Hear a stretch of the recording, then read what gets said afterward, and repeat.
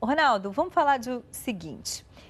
O Brasil vai conseguir finalmente fazer algo que, digamos assim, a Inglaterra fez 180 anos atrás. Sim. É isso, unificar dados que já deviam estar unificados há muito tempo. Pois é, Leila, olha que interessante. Em 1836, a Inglaterra unificou os dados dos registros civis, né, os dados dos cartórios lá da época. Isso foi uma revolução, foi feita inclusive por um cara que é muito interessante, chamado William Farr, que foi um patrono dessa ciência dos dados. Ele, ao unificar os dados dos cartórios, começou a gerar estatísticas a partir daqueles dados. Então, criou coisas que a gente usa até hoje, do tipo expectativa de vida, taxa de mortalidade por nascimentos, e começou a descobrir coisas interessantes. Por exemplo, quem é casado vive mais do que quem é solteiro.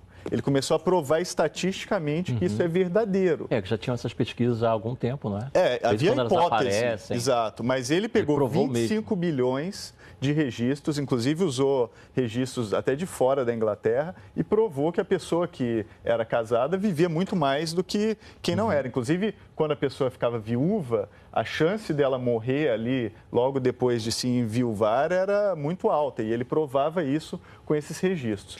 E isso foi feito justamente por causa dessa ideia de tratar o cartório como dado, né, como aquela informação como vital para a vida do país. Agora, no Brasil, graças ao CNJ, ao Conselho Nacional de Justiça, 180 anos depois, a gente tem uma resolução para que os dados dos registros civis, inclusive de pessoas jurídicas, sejam unificados, informatizados e colocados à disposição, inclusive, de qualquer pessoa do público.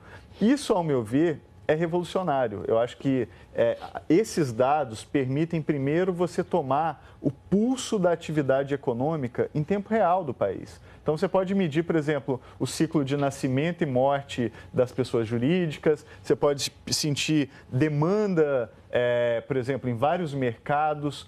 Nos Estados Unidos, o acesso a esses dados gerou, por exemplo, sites como sites de imóveis, um chamado Trulia, outro chamado Zillow, que hoje você sai na rua nos Estados Unidos e você sabe o preço de cada imóvel que você bate. O Zillow é o máximo. É uma maravilha. Máximo. Você olha assim, esse apartamento aqui, mas quanto que ele custou? Na hora você olha no aplicativo, sabe quando é que ele foi vendido, a última venda, sabe inclusive o valor estimado do aluguel do lugar.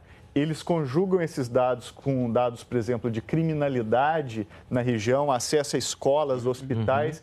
Isso trouxe uma liquidez para o mercado imobiliário que é algo espetacular. Agora, no entendeu? Brasil, quem faria isso? Esse cruzamento, né? Que levantaria esses dados todos e cruzaria? Olha, pela resolução do CNJ, até foi feita pela ministra Nancy Andrighi, que é a nossa William Farr brasileiro, né? Levou 180 anos para aparecer o nosso William Farr, mas apareceu.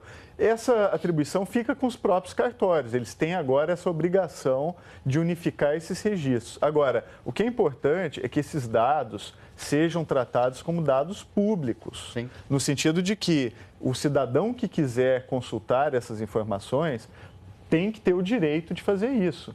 E mais, tem que ter o direito de processar esses dados. Não é só fazer consultas individuais, é preciso também ter o direito de enxergar esses dados no agregado, de usar o computador, de usar as ferramentas que a gente tem hoje para jogar uma inteligência ali em cima dos dados para gerar esse tipo de estatísticas.